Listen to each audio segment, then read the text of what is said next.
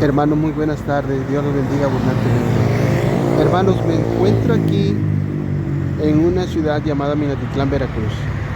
Y ustedes pueden observar que aquí de frente de mí está una farmacia que se llama Farmacia Guadalajara. Y al lado de ella se encuentra una farmacia que se llama Farmacia del Ahorro. Pero acá a la izquierda me encuentro otra farmacia que se llama Farmacia ISA. Eso lo vemos como algo normal. Pero nos podemos preguntar por qué hay tantas farmacias.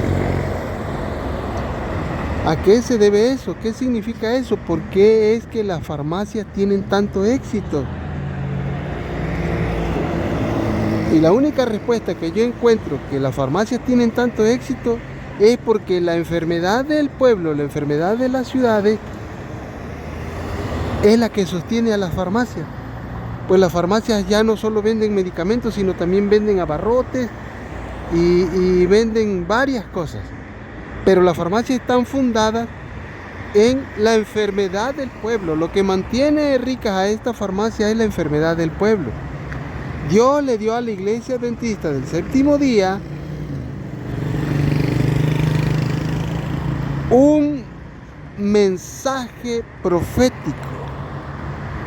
El paso de Jesús del lugar santo al lugar santísimo. Como dijo el pastor Robert Willan, el perfume del adventismo es el paso de Jesús del lugar santo al lugar santísimo. Eso es lo que a nosotros como iglesia nos fundamenta en cuanto a nuestra existencia. Daniel capítulo 8 versículo 14 dice: y el ángel dijo, hasta 2300 tardes y mañanas, entonces el santuario será purificado. El ángel le estaba diciendo a Daniel que cuando hubiesen transcurrido los 2300 años proféticos de los que les estaba hablando, porque le estaba hablando en profecía, entonces se levantaría una iglesia con un mensaje que restauraría el altar, porque las palabras que el ángel dijo se interpretan así: cuando hayan pasado 2300 años, se levantará una iglesia que restaurará el altar destruido. Cuando aparezca una iglesia con las características que la profecía señala, esa iglesia se encargará de restaurar las verdades que la bestia habrá echado por tierra. Y en otra parte, en el capítulo 9 de Daniel, ahí dice la fecha a partir de cuándo se contaría el inicio de los 2300 años. Y ahí dice: desde la salida de la orden para restaurar a Jerusalén hasta el Mesías príncipe, habrá tantas cantidades de semanas.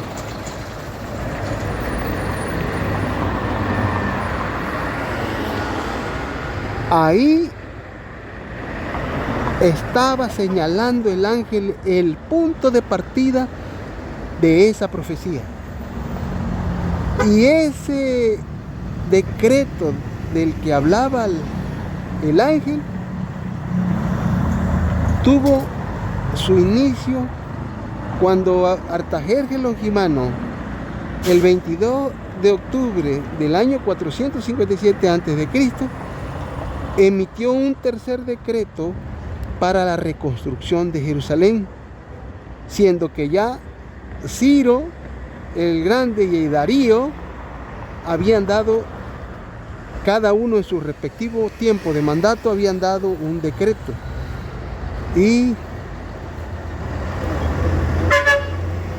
este Artajerjes Longimano estaba confirmando los dos decretos anteriores, pero el decreto que se toma como inicio de la profecía de los 2300 años o los 2300 tardes y mañanas es el decreto de Artajerjes Longimano, que fue dado precisamente el 22 de octubre del año 457, y que en el transcurso de esos 2300 años sucederían cosas que pasarían tanto en la nación de Israel como en la iglesia primitiva.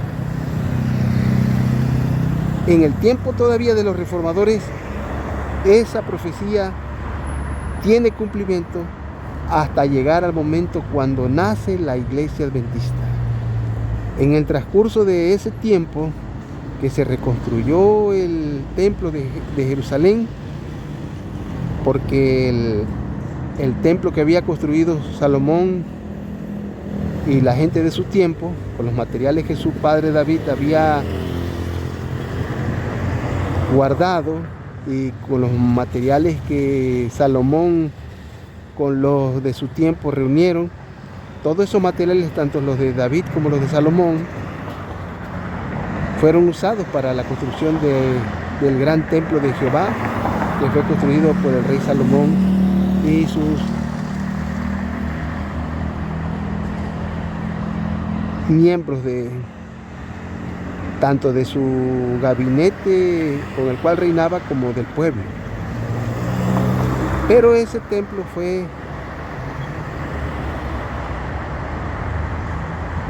el templo de Salomón fue destruido por Nabucodonosor. Entonces quedó en ruina. Entonces, con el exilio que sufrieron allá en Babilonia, cuando los medo-persas conquistaron Babilonia, los medo-persas se encargaron de emitir decretos. Y fue Ciro, Darío y Artajerjes quienes emitieron esos decretos. Y la profecía decía que ese templo sería más glorioso que el templo anterior, es decir, el templo de Salomón.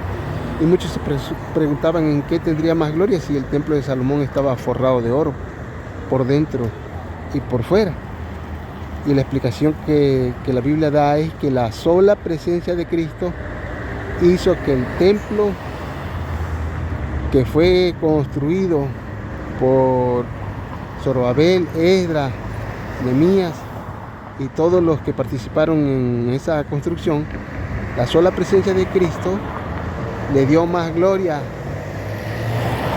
al templo de la reconstrucción que al mismo templo de la época de Salomón. Pero ese templo de la reconstrucción por Esdras, Nehemías y Zorobabel y varios más, ese templo fue destruido por las huestes romanas. En el año 70 ese templo fue destruido y ese templo todavía está destruido porque lo único que sobrevive es una pared que le llaman el Muro de los Lamentos. Entonces aparecería una iglesia espiritual que es la iglesia apostólica que Cristo fundó sobre su persona, pero en el transcurso del tiempo el papado destruyó esas doctrinas y destruyó esa iglesia. Entonces la bestia echó por tierra la verdad y como bestia indescriptible que era, despedazaba todo lo que encontraba a su paso. Aún la misma fe cristiana, la fe primitiva, la fe de la iglesia apostólica fue echada por tierra. Y entonces, cuando los reformadores aparecieron, cada uno de los reformadores fue restableciendo la estructura del altar o restituyendo lo que estaba desperdigado o reparando el altar. Serás llamado reparador de portillos, reparador de calzada para andar. Cada reformador fue poniendo una parte de la construcción del glorioso templo espiritual y así empezaron las doctrinas que realmente eran la verdad pura de la palabra de Dios y que habían sido torcidas, tergiversadas y echadas por tierra. Los reformadores empezaron a recoger esas gloriosas verdades de la iglesia primitiva y las verdades que Cristo había rescatado de la iglesia judía y las habían gastado en la iglesia apostólica. Ahora se levantaba un templo espiritual que era la iglesia primitiva, la iglesia apostólica, pero como el papado echó por tierra todo eso, entonces los reformadores se encargaron de ir edificando el templo desde su base. Entonces, cuando la iglesia adventista del séptimo día apareció, la iglesia adventista del séptimo día, la parte que edificó fue la parte del lugar santísimo, porque la parte del lugar santo, eso fue reedificado por los reformadores, y la parte del atrio fue reedificado, o se puede decir que el atrio constituye donde se sacrificaba el cordero, y el cordero de Dios que quita el pecado del mundo es Cristo. Entonces, cuando Cristo fue crucificado, era como cuando el sumo sacerdote o el sacerdote del tiempo de la iglesia judía hacía el sacrificio del cordero en la mañana, a las 9 de la mañana y a las 3 de la tarde. Cristo estuvo colgado desde las 9 de la mañana hasta las 3 de la tarde, cumpliendo con las dos dispensaciones. Y los judíos entendían que un cordero se sacrificaba en la mañana para cubrir parte de la madrugada y la mañana, y el otro cordero de la tarde cubría parte de la tarde y parte de la noche hasta llegar a encontrarse con el otro horario. Eran dos fases que cubrían esos dos sacrificios, pero en Cristo esos dos sacrificios se cumplieron en uno, porque Cristo estuvo colgado en la cruz desde las 9 de la mañana hasta las 3 de la tarde. Entonces, Dios, mediante los reformadores, fue reedificando el altar, se reedificó el verdadero bautismo, se reedificó la verdadera oración, la sola escritura, la sola fe, solo a Dios sea gloria, solo Cristo y solo fide, sola gracia, las 5 solas del protestantismo, maravillosas solas, son las 5 piedras que David tomó del río para vencer a Goliat, pero solo usó una David. Asimismo el protestantismo tenía las 5 solas: solo a Dios sea gloria, solo Cristo, solo fide, sola gracia, las 5 solas. Entonces, pero una sola piedra usó David para vencer a Goliat, y una sola piedra usó Martín Lutero para vencer al papado, que fue la piedra sola fide, o la piedra justificación por la fe. Entonces, la iglesia adventista ya reparó completamente el altar, porque Daniel 8:14 también se puede leer de la siguiente manera, o se puede interpretar de la siguiente manera: hasta 2300 tardes y mañana, entonces el santuario será reparado o restaurado. Y cuando la iglesia adventista del séptimo día vino a la vida, entonces el cristianismo apostólico y la verdadera fe judía se juntaron en la fe adventista.